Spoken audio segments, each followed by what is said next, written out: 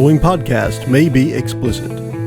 One Joe Young presents Adventures from the Shed, a tabletop RPG podcast. You can find us online at adventuresfromtheshed.com. My wheels are in a funny spot. Hi, and welcome to the Shed, where our wheels are in a funny spot. And we are online, and we're coming at you with Adventures from the Shed online, our Never Gonna Give You Up Dungeons & Dragons 5th edition campaign.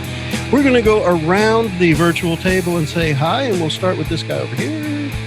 Hey, this is Chris. I'm playing Abraxas the Flagonborn. No, the Dragonborn. Just kidding. The Dragonborn Paladin. All right. Next. Yeah. My bad. I'm next. I am... It's backwards. That guy. It's that guy. Yeah. It's somebody around here. I am Eli. I'm playing Erithmus Siegfried, human fighter. That's all there is to him right now. And then it's that guy. And then I am Jason playing Bell G. Umwaffle, the halfling rogue. And hi, I'm Randy, and I'll be playing Miles Pickaxe Finder, Mize, the Bard Extraordinaire. The Heart of Gold. Extraordinaire.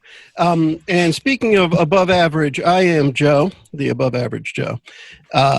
I don't know who else has a shirt on today. Well, I guess we all have shirts, but a shirt that might be funny. Mine says, your village called, their idiot is missing. That's my shirt. Nice. Yeah, that's pretty good. Hey! Yeah. It's Teenage Mutant Ninja Turtles! I am swimming in Pikachus right now. Nice. That's Pretty cool. awesome. Mine was all right, for so we're our going not to so get good into basketball team. Oh, Yeah. Phoenix, right? Yep, Phoenix. See, I know a little bit of sportsing. Sportsin. Did they make any touchdowns last game? They scored, the goal, and they just lost when they got into the end goal field. So Yeah. it wasn't good. I think they all made it to third base with each other. The important thing is that they all made keep a that in the par. locker room, though. That's like locker room stuff, right there. All right.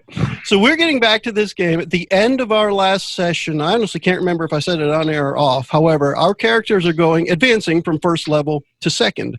I use an advancement or experience type called milestone advancement.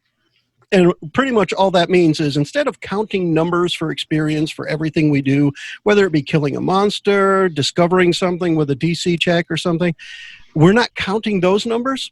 What I'm going to be doing along the way is when I think we've reached milestones where it's an important part in the story so the characters can advance, or they've achieved something within the adventure that will let them advance. And in this case, we've been through a couple of sessions now, and I guess more than a couple, several sessions where our characters have investigated, role-played, discovered, and had combat more than once.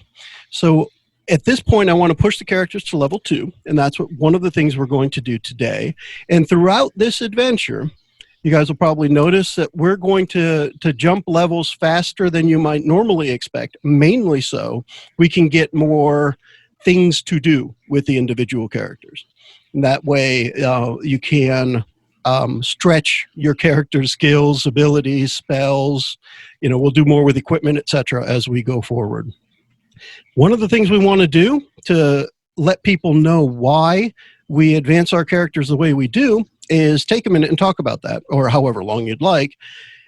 And let's go with Jason first. Jason, what did Bell do what did you do for Bell to get to second level? Well, I went to D&D Beyond, and I first did that so I could take care of the stats. Bell became more cunning in this time here. Obviously, Bell was very quiet in the last game because I was not there to actually run Bell, unfortunately. And I was kicking myself in the butt at work, trying to get into the game. But unfortunately, life happens sometimes. But from what I hear, Bell was very cunning and, really saved the day and stepped up and is, just a beacon of excellence when it comes down to adventuring. So with that, Bell, health increase. Yep, that's it right there. Beacon of excellence. Beacon of excellence. And so with that, Bell now has cunning action and can do more in combat around movement and controlling the battlefield a little bit better, hopefully, and his positioning. But that's pretty much as far as what happens with level up for level 2 for Bell. Okay. Did it change any of the modifiers for skills or attacks or anything that you Not at want level Bell 2. to be doing? No? No, not for level 2. The only thing that level 2 rogues get is cunning action, which means that I can use as a bonus action. I can dash, disengage, hide, things like that.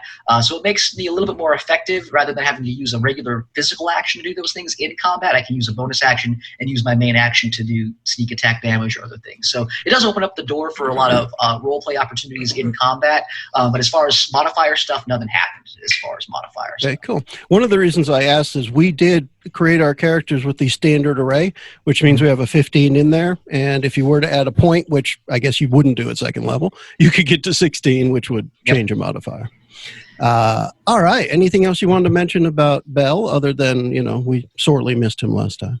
Yeah, I missed you guys too. And again, life happens sometimes. But luckily enough, you guys were able to, Jaeger pilot Bell through the adventure and not get Bell killed. So I appreciate that sincerely. I would say it was more of Jägermeister than Jaeger pilot. Oh, there you go. That works too. Either one's fine. Either one's fine. Well, one of the things we were saying, I think it may have been on the air towards the end of the episode, when you were sending the chats that you're still stuck in this meeting, we were like, well, just join from the meeting and tell everyone to shut up while you play.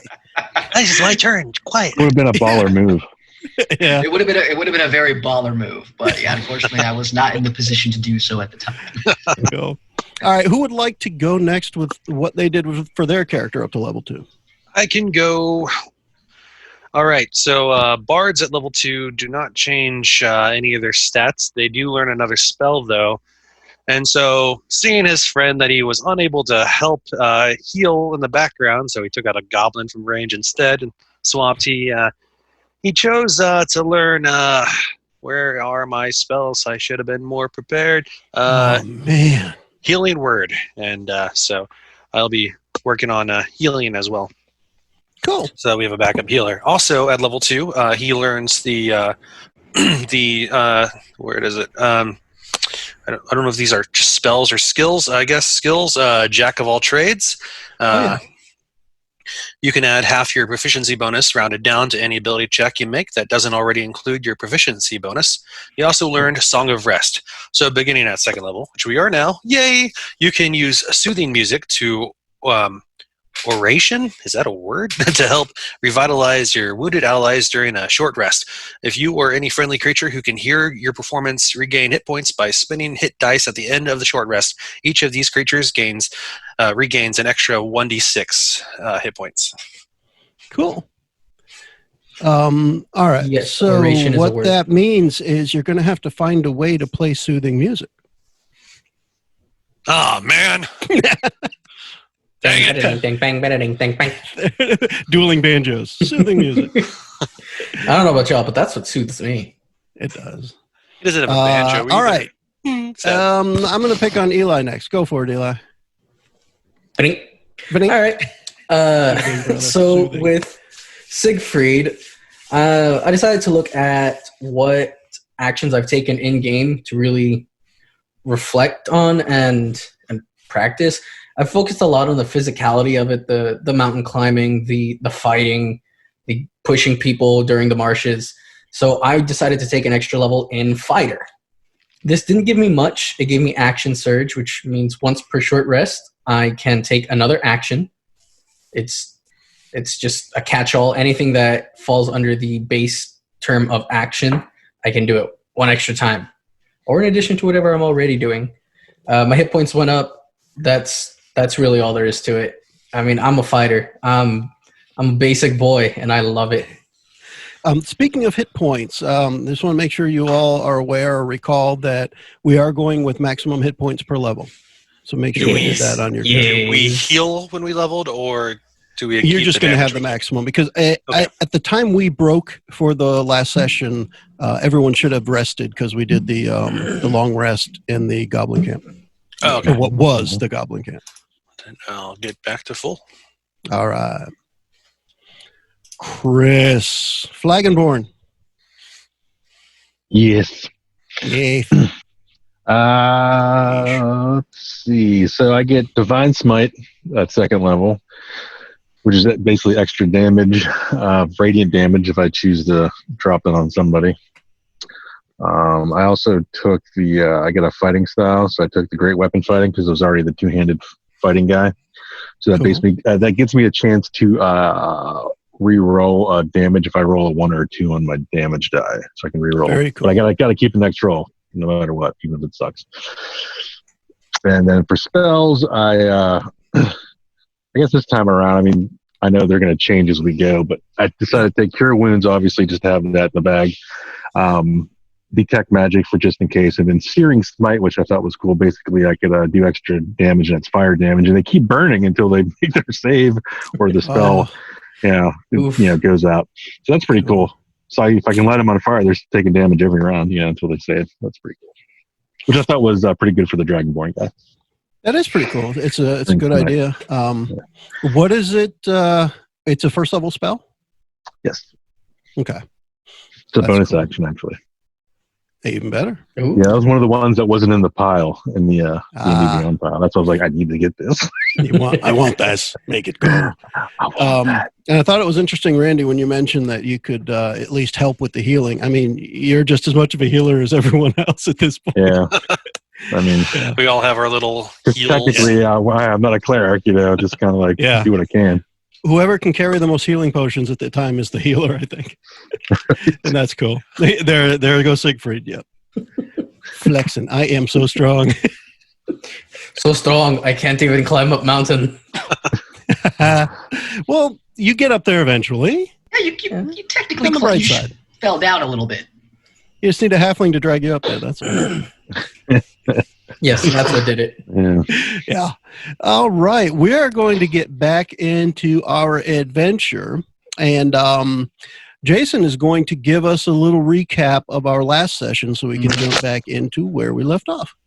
Absolutely. So last game, Bell was hiding underneath a shield from Erithnis, and the last thing he remembers is seeing some spiders and Abraxas running into them, and then everything just kind of went dark for him for a while. He has arachnophobia. He doesn't like to talk about it very much, but it really just does a number to his psyche. He then just remembers coming to and seeing, Erithnis, really just going to town on a goblin, and people were congratulating him for being so amazing. Bell, not Erithnis. They were congratulating Bell. Yeah. Just a beacon of hope and excellence. But yeah, that's really where Bell found himself during that time here, as far as what happened last game. Cool. Yeah, he did step up a little with a couple of hand crossbow shots that definitely helped turn the tide. And I think a lot of it was out of instinct for the greatness he knows he is aware of. Absolutely. He is aware of. He knows he possesses. How about that? Yeah. I mean, Abraxas almost bit it. Yeah. Yeah. And Miles went down too, I think. So kind of rough. We had our 2 first crits in a row. Yeah, and that was the other thing. Some goblins with their bows were just incredibly lucky or incredibly briefly skilled. Yes. They were the best archers in the mountains. Yeah. We've been touching them. For approximately 6 seconds. Hey, that's all you need. That's all it took, yeah. Yep. So the characters, the group, you find yourself after a nice rest. You're in this makeshift goblin camp, which was taking up pretty much the entire road and a few feet on either side. If you were standing in the middle of the road, about 30 to 40 feet from the middle of the road is the edge of the forest, the woods, where there are now some rotting zombie. Zombies are always rotting. Rotting goblin corpses out there that you've left behind. You did gather up some loot. Who made the record of the loot you guys picked up? We got the small wooden coffer with 50 copper, 40 silver, 3 gems, and we had tents with 4 golden goblets, which we have no idea what those are worth yet. Okay. I took 3 goblin spears and labeled them as javelins. I'm throwing it. There were assorted gems too. Yeah, 3 different colored gems. Yep. 3 gems. Yep. All right. So I'll make sure. So yeah, you are recovering from the battle. I guess we would say that Bell, however you want to word it, Jason, or kind of like you did, where maybe blacked out a little bit, but A little. probably getting a little recap from everybody. And since we all know what happened, we don't necessarily have to go through that. But I would like to know if any of the other three characters, Abraxas, Miles, or Siegfried, has anything specific they would say to Bell as the party is, coming back into their own. Nice shot. Bell's just sitting there he's just sitting there with the crossbow. Before I have you check out these gems and goblets, is this your first time in a fight? You seem to like black out there for a second. You like froze up, and then all of a sudden you clicked on and went to town on these guys. Is that normal for you, or should we be prepared next time? Do you have to say a word? We need to have a special word to kill. How's it work? I don't know what's going on with my voice here. I mean, I was, yeah. There we go. I'm good. I was, sometimes when things like this happen, you just, instincts just kick in and things take over. This is all a day's work for me here, as Bell's hands are still slightly shaken with the crossbow in his hand. Yeah, Bell was just trying to get the high ground. So yeah, exactly. I heard a long time ago that if you have the high ground, it's over for many things. Yes. I'm a small person, so it took me a little bit longer to get to the high ground. When it comes down, even to, when you're on high ground, you're still on low ground. Exactly. So I have to get to this. I have to get to the very high ground. Yeah. But it was all thought out. I had a plan the entire time, and I think it went very well in Bell, in my opinion. Yeah. I have to say, Bell, I underestimated your power. Yeah. Well, you should estimate my power next time, then, my friend. As far as how that goes. Yeah. The other thing that I would like. Because it wasn't in the little bit of the last episode that Jason got to hear, somebody describe what happened during the watches overnight the night before. Because that wouldn't have been in the time that Jason listened. Yeah. Okay. So for the two guys that were awake that didn't do anything about it. So all right. At this this took point, you're first telling watch. Bell what he missed by being in shock or, resting, maybe. So, so Erithnis took the first watch, and I took the second one. We each heard this weird clicking, kind of clacking noise approaching, then getting further away, and then coming back and getting further away, too, on my watch. Then we saw some drag marks, like someone was being dragged. I see. And I'm guessing that we didn't go out and investigate those. Just played it relatively. The rest. Gotcha. You didn't seem like you were in the state to do so, and then some goblins approached us. Well, we approached them. Out of character, Jason, all three did with single-digit rolls. Okay. All right. Just so you know. Well, I was sleeping. I was trying to heal. Well, the next day when The we rules went for to the check the investigation. tracks out, yeah. Right. Yeah, it was horrible. It was just Hey, there's tracks here. yeah. Cool. So we have. Yeah, I'd like to see if hey Bell, do you have any appraisal skills? In what capacity? I would like to know how much what kind of gems these are, and these goblets, if they're worth anything, or if they're just garbage. I mean, yeah, I can take a look at those. I can see just I'm pretty used to fancier things and stuff, and I can take a look. Hand them over. Fancier Hand them over. I'll let you look at them. I mean, well, shit. I mean. I look into his hands, his giant meaty mitts, and I'm looking at these things here, and I am, I'm taking a really long gaze at them. Do I know how these things are worth? Let me go straight to intelligence with this one, because I'm going to take it as a straight up appraisal. I don't see a skill that would go along with this, mainly because they're not historic items or anything like that, right? So we're just going to go straight up intelligence. Straight up intelligence. Okay. All right. So that is a 11. 11 on the die or 11 plus 2? Oh, 10 plus 1. Yeah, your intelligence on the sheet. I keep looking at the damn saving throw section. I got to move my mouse. No, it should be a 10. I don't know why it should be, because I have +0 on my intelligence. I don't know why it gave me a +1 on the dice when I rolled it on D&D Beyond. That's weird. That's good enough. Okay. So with Proficiency that, bonus or something? That's weird. you do, as far as you can tell, if you're looking at him in Abraxas's hand, he is holding a sizable ruby, emerald, and diamond. So you've got the red, green, and clear. Yeah, so I look at it and I'll bite on one of them just a little bit and go, yeah, this is pure stuff right here. Tastes like the goblin passed it recently. Oh. They were flavorful. I mean, the flavor's a little goblin off. blood diamonds now. The flavor was a little bit off here, but it definitely. When I taste the excrement, somebody who would do that kind of thing, it has to be worth something. Is what I would deduce from this year, Abraxas. Maybe he was trying to get some more pressure on it. The more Ooh, I mean, it's not a bad idea. Constitution roll to keep my lunch. It was cold when he ate it. Came out as a diamond. It always makes me feel better when one of my asinine jokes actually becomes a thing. That's cool. What about all right, so we don't really have much worth on these. We just know what they are. What about the golden goblets? Well, if they are actually ruby, emerald, and diamond, they are valuable because of their size. Each one is sizable. Okay. You might not know what that is with a 10 or 11 roll. However, if they're genuine, then they're sizable. Cool. Yeah, definitely, hold on to these things here. They're definitely worth something. We might want to wash them off before. Now that I feel like the smell will keep other people's hands off them. I don't know. It doesn't bother me any. You never know. I mean, they could be tracking the smell. That's true. And know whose it is, and they'd be like, "Those are mine, actually." Or those are somebody's I know. So like how dogs can tell other dogs by their. I know that's my diamond. I shit that out the other day. Joe, I haven't noted that we also stumbled upon when we were dealing with the nests, not the nests, but the webs, the wrapped up bodies, that there were 2 long swords and 2 daggers. I didn't know if Bell wanted either of those to.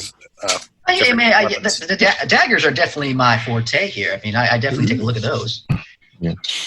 Okay. Right. Are they just basic daggers? That's what we're going to look at. So we've got a couple of things. So one of them with Miles, you did pick identify, which means if something is, well, I don't know. Can you read that? Do you have the description handy?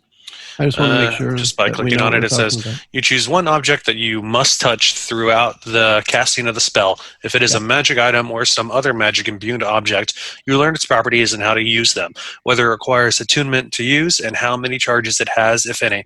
You learn whether any spells are affecting the item and what they are. If the item was created by a spell, you learn which spell created it. If you instead touch a creature throughout the casting, you learn what spells, if any, are currently affecting it. Cool. All right. So that's something to keep in mind as you're talking about items you find. And then somebody else had something. Was it Abraxas? You took Detect Magic, was it? Yes. All right. So those are just things to keep in mind while we talk about items now, because we leveled up. All right. You want to hand over the swords and daggers to Bell? Is that what you're saying? Yeah, I'll give the daggers to Bell. He didn't seem to.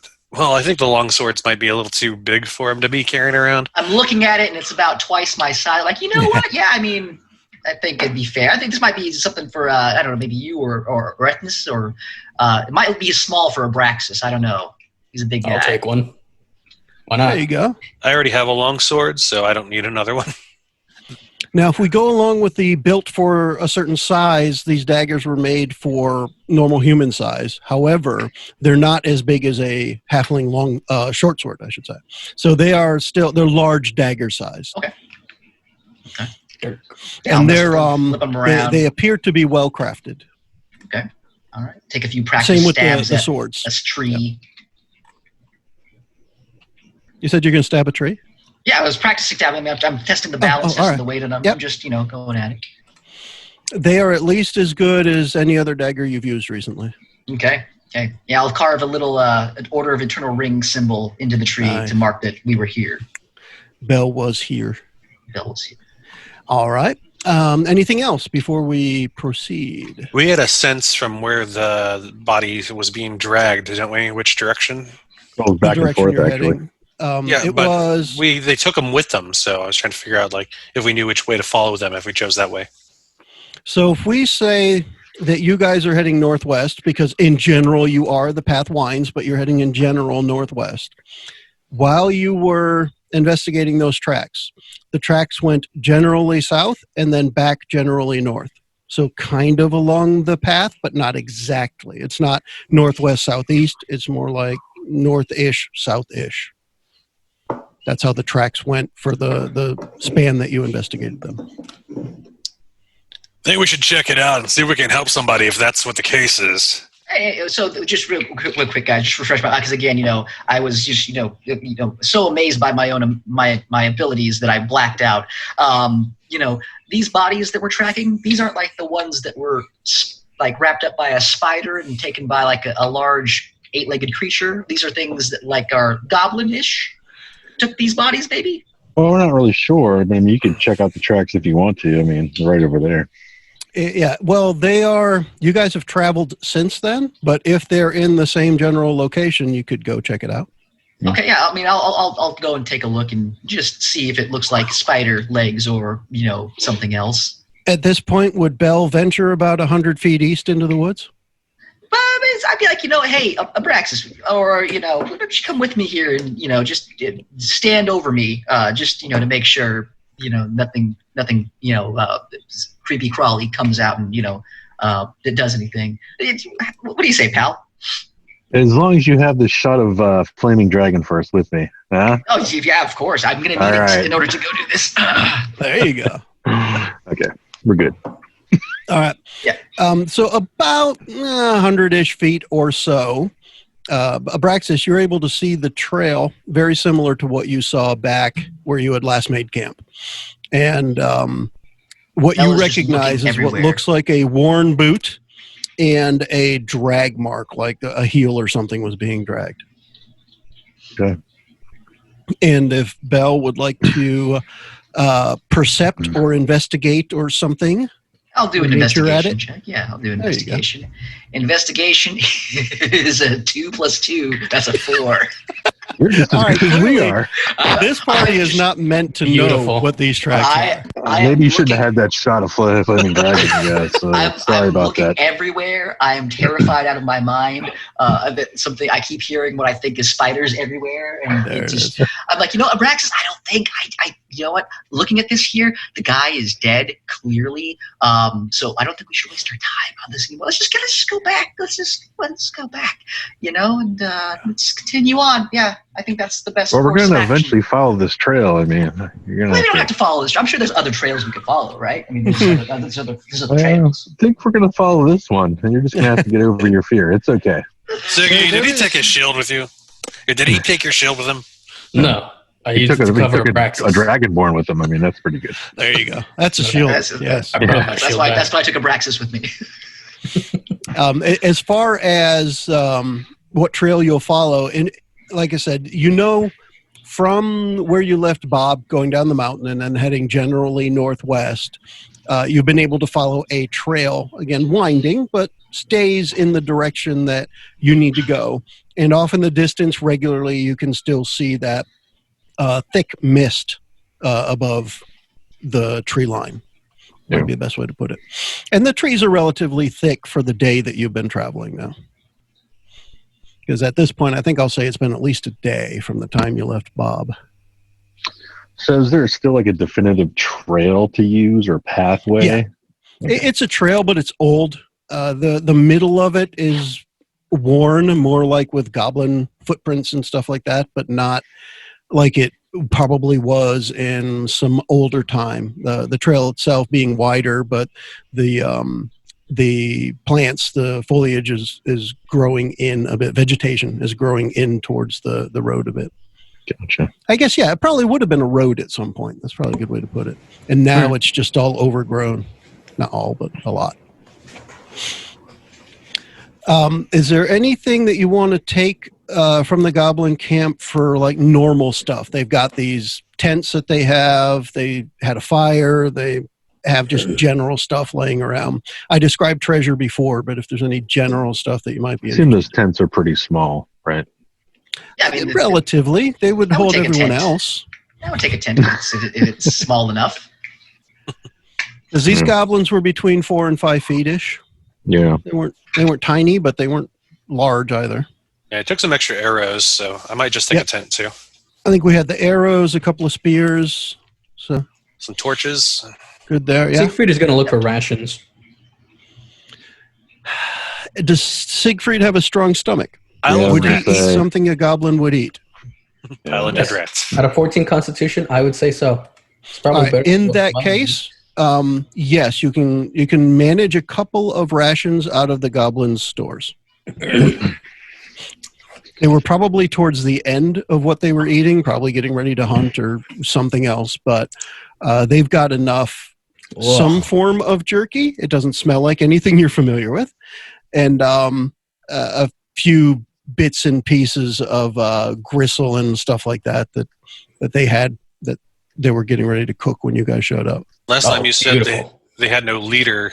They just seemed like they were all working together. So there was no like leader camp with special until stuff. The shortest one stepped up and got his ass kicked. I think he got his head kicked off. I think that's what happened. Burnt off. Yeah. But they have a couple of torches, though, we could take. Yep, definitely could take a couple of torches. My favorite was the botch recovery, though. Just on the note that you mentioned, Randy, for the leader type thing, that there was one tent where you found the goblets and the coffers, so that was probably that guy. Okay.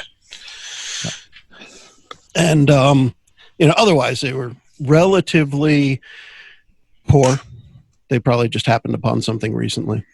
Yeah, that's some decent treasure for goblins, actually. Pretty solid.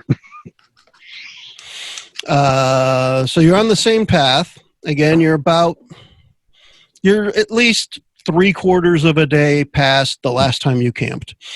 We'll rest out in the goblin area, and we're just going to say that we're going to start up the next morning. We won't go through an overnight there because I want to get the characters together and moving. Based on what's happened in the last couple of days, the spiders, the goblins, the overnight noises, how do you travel? Cautiously, normally, who's in front?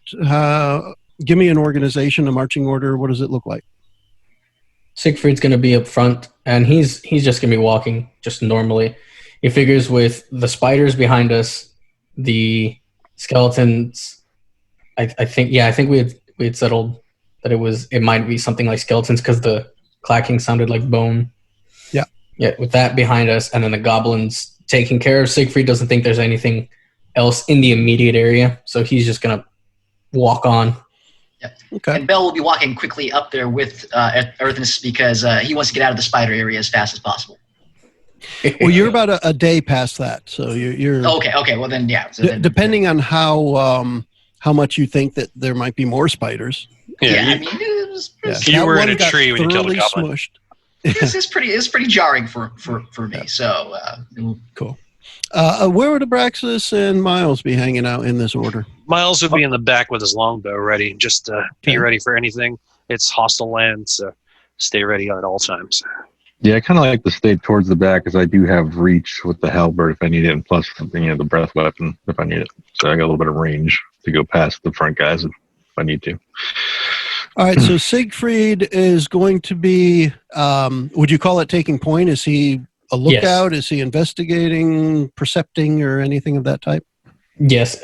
With Siegfried at the front, he would have eyes forward, glancing to either side of whatever path we're on. Okay. So, yeah, he's definitely keeping an eye out for anything that could be perceived as a threat.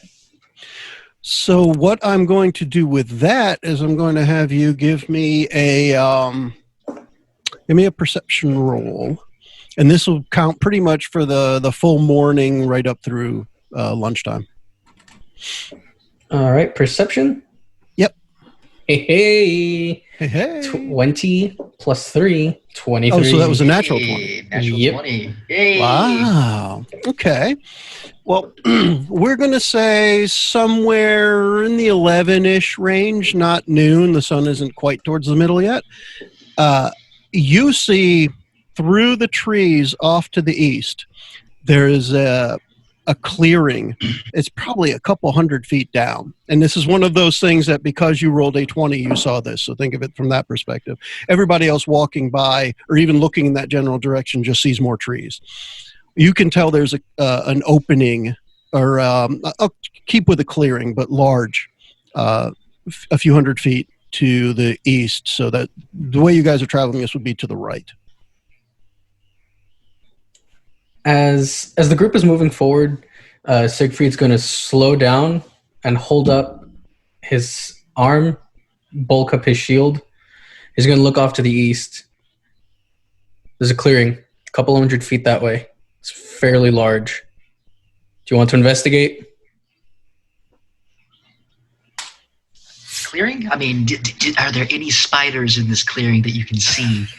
I'd imagine not. Spiders. Then let's go. Let's go. We can go. Dark, Yeah, let's go. musty, and shadowy. Let's go head over there. I'm down for that. Guys.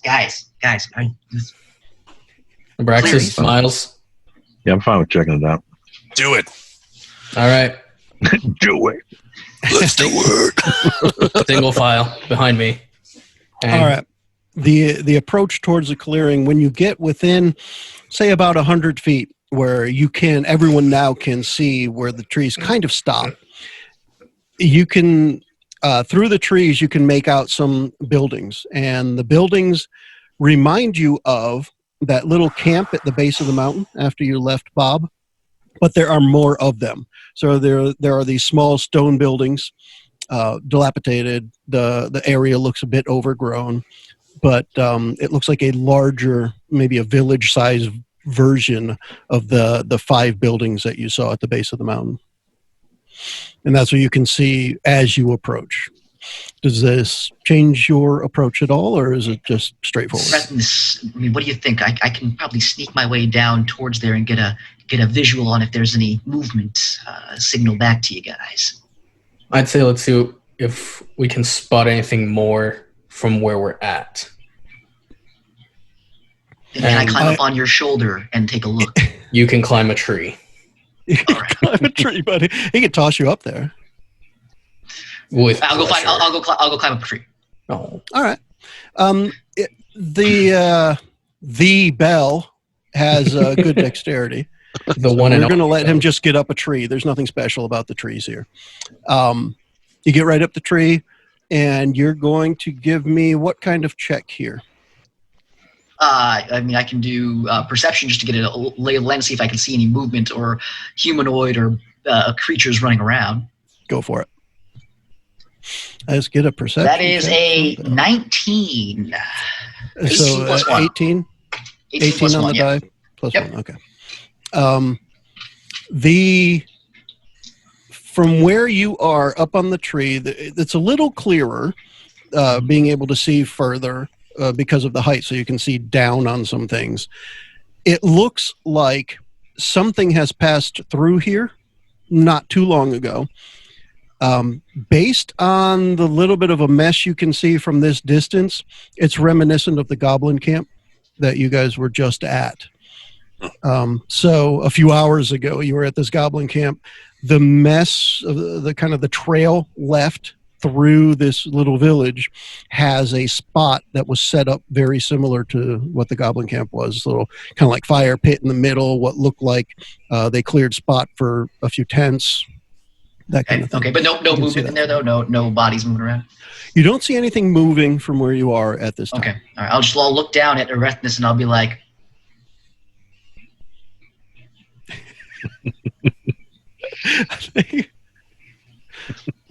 I think he wants a chew toy. Yeah. Siegfried's going to look up at Bell, look at all of his hand signs, nod, going to turn towards the clearing, put 2 fingers to his lips, and let out a very loud, shrill whistle. The kind that makes your teeth Hold it for like 5-6 seconds. Nice. Okay, I'm not going to worry about making my own perception rolls then. And That was a G. I can play that. What are you doing? I was saying there was a tent. There's a setup like the goblins in the center of the place. That's why I did a G note. Just came from. That's why I did the G note. Goblins. That's not what you said. You said that there are buildings in a circle over in the clearing. There was the tents that were in a circle over there that we saw back in the place. And so as they're arguing, as the G whistle goes off, there is a bunch of birds that just kind of flutter out of the trees. One of them from right next to Belle. It's just like flap, flap, flap, flap, flap, and you hear them yapping away as they kind of run away from this shrill sound. That's the only motion and sound you hear, other than you guys talking about the. I'll look down and I'll be like,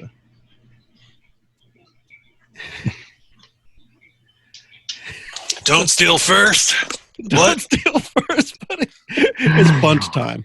No, I think this one. I think he means we need to not walk. Or no, I'm wrong. Walking safe. Well, that's what that symbol is. I don't. There's no movement. No. Oh, that makes more sense. So if there's no movement, then it is safe. You're like 20 feet apart. That's awesome. What? Speak up. He says there's no movement. So that's what you got for now. What's the next step? I'm going to wave for Belle to get down here. Yeah, I'm coming down the tree. I feel like that's a fairly universal signal. Yeah, I'm come over here. Come here. I don't know what it's supposed to mean. Yeah, so I get down and I relay everything to everybody again, and leave it up to the group. What guys, should we go? How many buildings are there? What's up? How many buildings are there? More than you can count on a couple of hands, and they go past kind of where you can see. Oh, so it's definitely a lot bigger than the last little village you found. From what Belle could see up in the trees, you could probably count about 15 or so. And then there were more behind, like trees over here, farther back, etc. Did you manage to count the tents? Did I manage to count the tents, Joe? There weren't tents. There was just spaces like the goblin camp that you just left. Okay. Like they cleared a spot to fit the tent that you guys were just at recently. It looked like there were several molded, imprints in the ground. Several. I say we check it out. Sounds like nothing's there.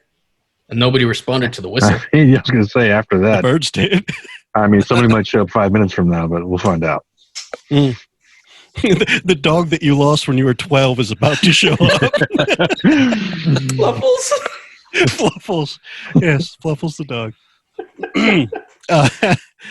Some waffle. Fluffles and waffle. As you approach, there's no new movement or anything. However, as I said, what you're seeing is buildings similar to the ones that were in that little base camp, that 5-building area, but they're set up more like a village. Instead of just a circle, like a cul-de-sac, this is little streets kind of thing. And as you go in, think of a village that probably holds about 500 people. So this place has somewhere in the range of 25 buildings or so, almost all of them in the same shape. And reminiscent, again, of the other camp, there's a little placard near most of the doors, or it's carved into the stone near most of the doors, Smith and Jones and, generic names, nothing that really jumps out at you. But this was very similar, but a village. So everything's in common. No, like language we can recognize at least. Okay. Yep. Is there any building that stands out that is distinctive, like a city, like a town hall or something that might have some information on it? Towards the center, there are 2 buildings that are larger. One that it's the stereotypical, this was a church, and the other was probably a town hall because it's a larger building. More windows, more doors. And in contrast to the small buildings of the other place that were like 15 by 15 small buildings, most of these buildings are like single floor family size buildings, so anywhere from like 10 by 20 to larger. So these are larger buildings, like a full establishment instead of just a little camp, so to speak. Okay. Who would, let's put it this way, how would we investigate between all of the buildings, the church, the town hall, who's going to do what, and what do you guys want to do? So I can... I think we pick a path to go to the center, but we hit each building on the way there. And just make sure there's no one around and see if we can find anything. Yes. Yeah, I wouldn't mind doing a quick once over each little building. Okay. Even just a quick glance in, you know. If it's okay with y'all, I'd like to do a circle around the town first. It's okay with me. Sure. That's fine with me. I mean, if you want to do it as a group or you want to do it solo? Well, I think it's safest in a group. Yeah. Let's stick together. We can circle up and then search building to building. That's fine. I'm good with that plan. Yeah. It's hard to kill the whole party when you separate, so it's cool if you stay together. Yeah, but I feel like that's not what my guy would do. So I'm just going to go to the church first. I was going to say, you do it however... If you're going to go to the church, then let's pair up then. I'll go with you, Abraxas. So I'll head with you to the church. I want to check out those two buildings anyways. You and me, Siggy. Let's go circle this up. Siggy. Let's take the headed towards the church first. Are you guys going to look in buildings as you go, or are you going to walk through buildings as you go? Can I look into the... Am I tall enough to look into the buildings? Okay. Yeah, yes, I mean, you can walk up, and where there were windows, it's just an opening in the stone now. And every building is made out of stone. There was some wood, still is some. It's not as worn down as that base camp. There are still some wood bits around. The doors aren't completely gone. There are pieces of doors. Some of the places even have a whole door just falling off the hinges kind of thing.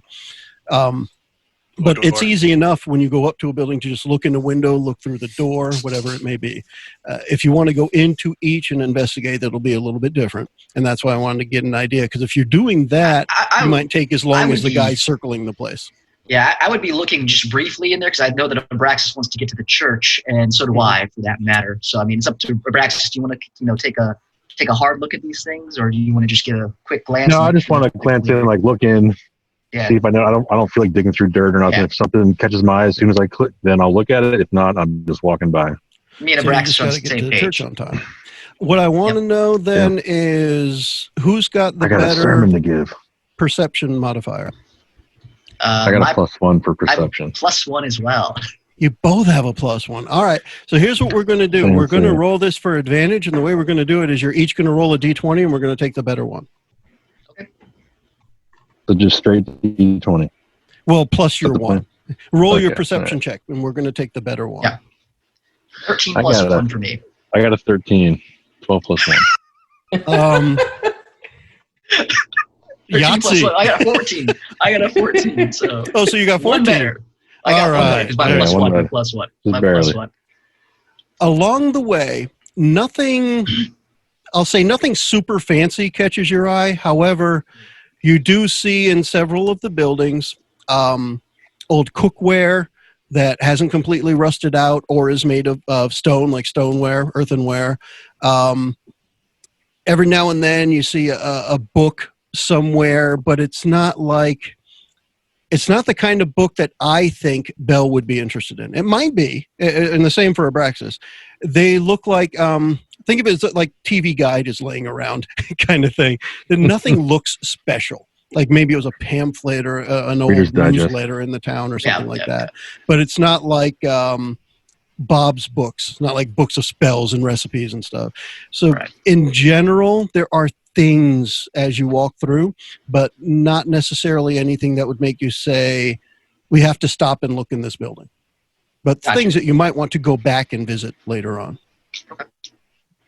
Gotcha. Yeah, I wouldn't mind picking up something like that. It's like, the town news or whatever. Yeah, with my pile of maps and stuff. If the town news thing has the name of the town at least in it. Okay. So we'll do that. And in the meantime, we're going to let Siegfried and Miles circle. And I want to give you guys the same thing. We're going to do better of the two perception check. All right. Both of you roll a regular perception check with whatever your modifier is. And Eli is rubbing his eyes as if he did not roll well. No, 2 plus 3, 5. Not a whole lot better. 10 altogether. What's on the die? I feel very safe with the two of them wandering around 9 plus 1. the village. All right. Yeah, remember, guys, I always want to know what's on the die, then the modifier, so that I can gauge how good you actually were compared to how much you were modified. like that 20 plus 3, the plus 3 didn't even matter to me anymore. It was just that 20 was perfect. Yeah, but so walking around, nothing takes you off guard. A couple of birds are flapping back to their nests in the trees as you walk by. All the way around the perimeter, the village is within the trees and kind of like a kidney shape, right? So rounded on one side, with a little indent on the other. And there is nothing special as you circle it. There were definitely some what you would call guard towers pretty much on the north, south, east, and west sides. And it's stone that goes up about 15 feet with a little bit of wooden like railing still there. And that around the town. And other than that, you just see the buildings. And you do notice from pretty much all the way around, anytime you see a gap within the buildings, you can either see the church or the town hall. Pretty much from everywhere around the perimeter. As long as there's a little gap in the buildings, you can see them. So it's pretty centralized. We start from the south side, Joe? So you guys approached from we'll say you started on the southwest-ish part. Okay. I'm just thinking of where Siegfried would have seen it off to the east, and then you approach from there, and it goes to the north from there. Yeah. So, yeah. I don't know, Siggy. I kind of want to climb a tower and look around again.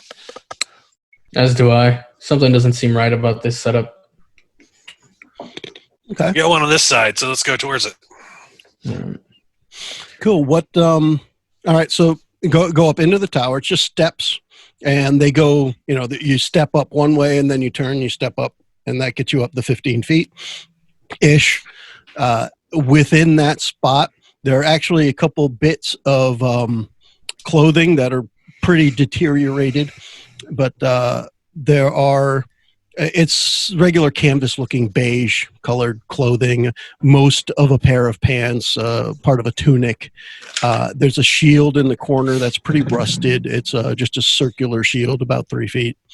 And the area itself looks like it hasn't been used in a while. Like when you walk in there, dust puffs up a little bit. I'm gonna take the shield for Bell. Stuffy. I think I could use it. Make sure he gets a tetanus shot first. What's a tetanus? It's the biggest monster, right? Oh, yeah. Once we're on top of the tower, Siegfried's going to take a look at the layout of the village. From this vantage point, you get similar to what Bell had seen from the tree, but now that you're at the village, you can see most of the buildings have no roof anymore. Some of them do. Some of them are mostly stone. As far as the roof goes, there's a lot of wooden bits that have fallen in, broken.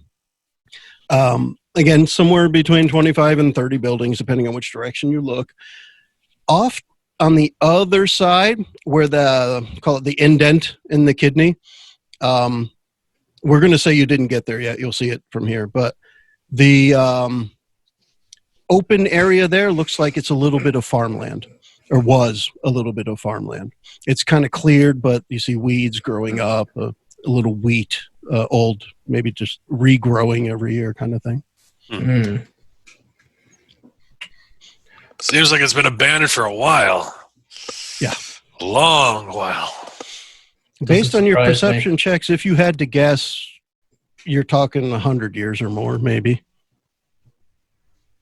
I don't think anyone's that old, right? Nobody's got like an elf they're playing that's hundreds of years old.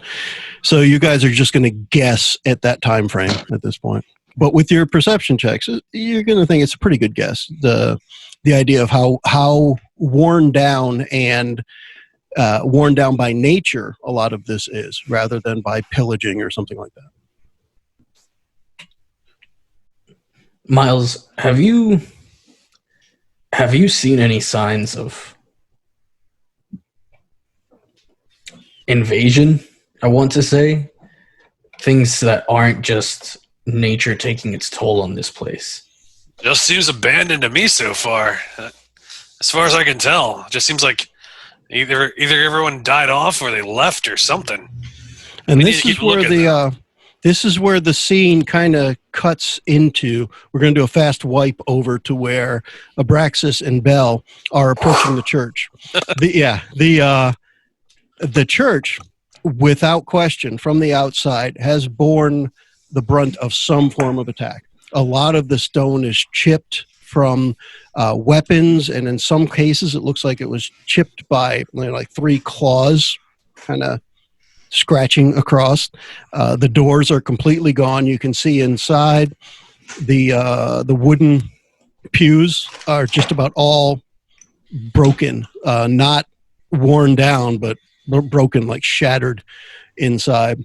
And above the door itself, there was some name carved in, but it's been scratched out so thoroughly, and carved above that name in crude letters is G-O-R. Gore. Yeah, I didn't even know that name. Yeah. So what kind of, how big are these claw marks? Yeah, I say, Abraxas, I mean, you're a clawed individual here. I mean, would your mitts fit this here? Something your size? Would your big canned hams fit in this, buddy? Yeah. So, do you want to take a form of check on this? Without a check, you're gonna. It just looks like it would be almost like a bird, the 3-talon kind of thing, but they're stretched a couple inches in between each scratch. But unless you're going to make a check, you're not sure. Yeah, can I use survival for that then to identify signs of what kind of animal it could be? Yep, I'm cool with that. Sweet. Because it's more likely natural than... Yeah, I rolled shitty, so 2 plus 3 is 5. So yeah, there are definitely scratch marks there. Yeah, Brex, and if you had to guess, think, man? What do you think? If you had to guess, you're not comfortable with the conclusion you come up with. Yeah, I don't know. It could be, some bird or something. I don't recognize it. Does it look like the same? I'm going to kick off my divine sense, actually, to see if I pick up anything strange within 60 feet. So obviously, I'm assuming, well, there shouldn't be any hallow spell on this place right now. But, any location of celestial fiend or undead within 60 feet. Yes, there are indications of undead from the building that we've identified as the town hall. Does it tell you? Does your divine sense tell you anything about quantity or strength? Anything like that? No, I just get a sense. The ping on his radar. That there, yeah. His nostril smoke blows. Yeah. So the church seems clean, but then the town hall seems like it's got problems. As far as your divine sense goes, you are sure you get the sense that there is undead in the big building across the street. Bell's steps inside the church a little bit and just kind of tries to see if there's anything that was not pillaged that can identify, what church this was of. As Bell crosses the threshold, the temperature drops like 10 degrees. Oh. And there is an oppressive weight with the air inside of the church. It does look like most of what's inside has been defaced. Okay. Abraxas, I'm just going to back out here. I slowly just start to back out from the doorway. Yeah, don't go too far. There's trouble afoot at the city hall, or town hall. Don't stay here. I want to take a look inside the church though to see. Granted, we knew this. This building's been battle weathered. I want to know what kind of. Is there any weapons laying around? Can I tell what kind of damage has been done here? Are there any bones from people dead and they just left bodies? Yeah, Brax, don't step into it here. It got really, I'm gonna really. Step let's just not step in. Let's just. All right, hold on here. Now we kind of we zoom back here, and we have Siegfried and Miles are looking at the church area, and you see Bell step in and then kind of start stepping out, and then Abraxas going in. I think that church definitely did get a number done to it in a battle. We should From go here, over there. you can tell things were broken on it, not just worn. Yes. Are there any identifying marks on the sides of the church? I'm looking in particular for like a specific type of architecture, or maybe some of the ironwork from like glass windows. Is this for the purposes of identifying what the church might follow? But essentially, I'm asking, Yes. Is this a religion check, or are you thinking history, or something else? I'm at the same modifier either way. It's just, I just want to know, really. It's something Siegfried would be curious about, but he's just not studied enough to understand it. We'll go with a religion. Just if anything, hopefully to identify the god that it's. This is the church of my underpants. What did you roll? 1 minus 1 0. Like a spaghetti monster. I don't think that's a real church. Some of the birds that he scared fly overhead and just poop on his face. And I think that's a restaurant, and I think they serve chicken. Pretty sure that's a church. I don't know what you're talking about. You see the big initials on the side that say IHOP, and you're not quite sure that it's a church at all. Okay. So my next question then for both Siegfried and Miles, are you going to go where the others are, or do you have further investigation outside? Bell looked worried. I think we should go over there. Bell always looks worried. Abraxas seemed to rush in after Bell stepped Bell out. always looks cool and reserved, is what you wanted to say. There you go. So Abraxas is stepping in, and what is he looking around for again? I wanted to see, because, obviously it looks like this thing was attacked.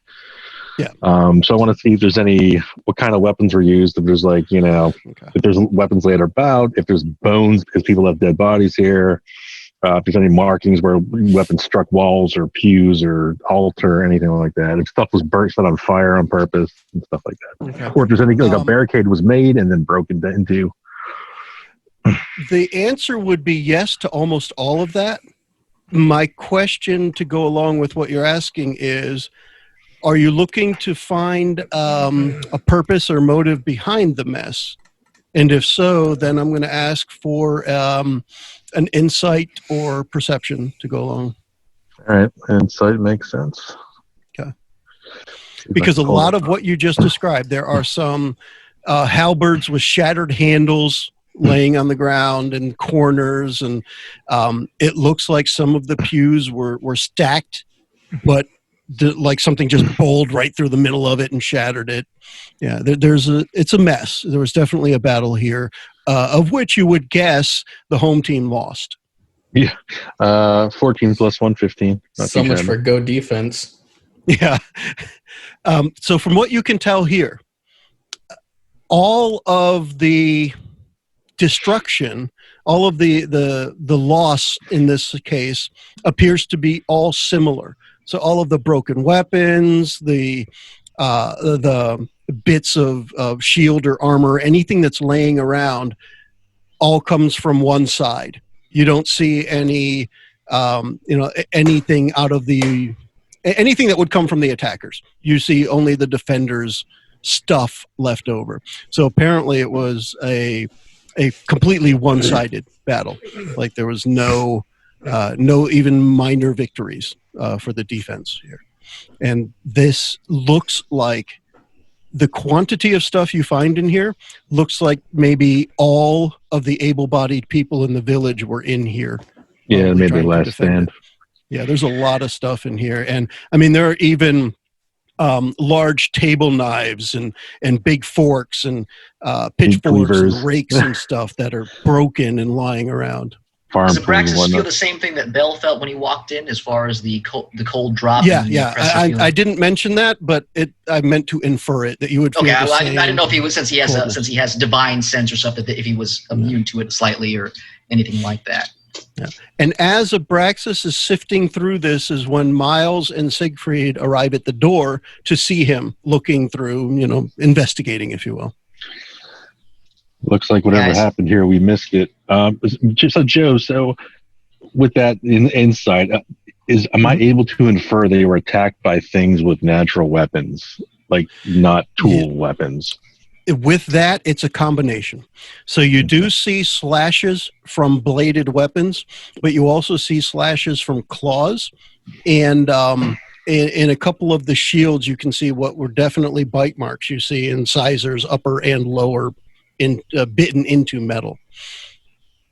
And I would say, if you had to pick a size, whatever the size of the thing is probably the size of a large bear. And I don't mean like giant dire bear. I mean just a large black or grizzly bear. Siegfried, I can't make out these markings. I don't know. I can't. You might be able to figure something out. I want to see if there's any. And Bella, maybe you're better at this. There might be some hidden rooms in here. I mean, I figure if this is going to make a last stand, they might have tried to hide something of importance somewhere in this building. Also, FYI, before we go to the town hall, there's going to be bad stuff in there. I got a sense of something not like the living dead in that other building across the street. So, game plan before we go over there. But let's finish this building first. Okay. Well, since I see Abraxas still walking around and nothing has crashed on him or killed him yet, I'll step in and start looking for, trying to help him find anything that was hidden by the people who did their last stand. Okay. What is Miles and Siegfried up to here? Miles is going in since the rest of the group went inside. It's going to go start looking around as well. And just to Jason's point, everyone does experience the sudden drop in temperature and the feeling of oppressiveness in the air itself. Yeah. I heard of a cold open, but this is ridiculous. I feel you on that one, Miles. Abraxas, I'd say sing us a song, but not right now. I don't want to. Well, I say, Abraxas, you're familiar with some of the scarier things. Is this like? That's supposed to be. Is this like demonic? I mean, you can sense these things, right? I mean, why I just get this really bad feeling being in here? Like, look, it's obvious that whoever ransacked this place was followers of Gord the Deceiver, which I'll pull up my emblem. Remember this guy? Yeah, I remember that guy. That guy's a good guy. I don't know, but the thing is, when did this happen? We're thinking, hundreds of years ago? But I think the other town was okay. It wasn't ransacked. But this place, unless that town, they came here to hide out and then just went to shit. I don't know, Siegfried, you got any ideas, your military background or anything? So Siegfried is, after listening to what everybody says, he just kind of looks around, holds up one finger, steps out of the church, and starts walking all around it, doing a very careful search for any signs of entry, breakage, deep imprints in the ground, any attempted tunnels, leftover munitions, weapons, armors, scat. Okay. Oh. That's good scatting, Miles. Perception or investigation? I'm cool with whatever you want to describe for me. Because I want to hear how Siegfried is approaching it, and that helps us figure out what skill it is. So the way Siegfried is approaching the situation, it's starting with a quick visual scan. Mm-hmm. And if he sees anything catch his interest, he is going to move towards it to get a closer look, get his hands on it, really literally get a feel for what happened here. I'm going to say you know what you're looking for because you've described it. That leans itself more to investigation, but your investigation sucks. So Siegfried understands these subjects. He knows what he's talking about, what he's doing. He's just not good at it. what I'm going to get, what we're going to do here for this is, I'm going to have you roll in and get an investigation check. However, the way you described it was you're going to take a quick glance around before you start really digging into it. I'm going to take your passive perception of 13 as the number we're starting with. If you roll better, we're going to take that number. If you roll worse, we're sticking with the 13. Okay. Let's get this going. And this was investigation trying to beat my passive? Yeah, you're trying to beat a 13. Okay. No, 13 plus 1. Or 13 minus 13 1. minus 1. See, all right, when you get around towards the back of the church, there is another door in the back, a smaller door, probably where the staff would come and go, whereas the main double doors in the front are for the general public. But the door in the back looks like it has been bashed in, although it should have opened outwards. So it's kind of carnage with the wood and iron bits and what have you right around the door. And you look at some of the rubble that's fallen inside. There's a little bit of the stone door frame that's even laying down there on the ground. And you can see kind of the way it's fallen. It looks like it spells out the end of the episode. So dun dun. I had a feling it was coming. That's fascinating. That's only one force that I know of could have caused this.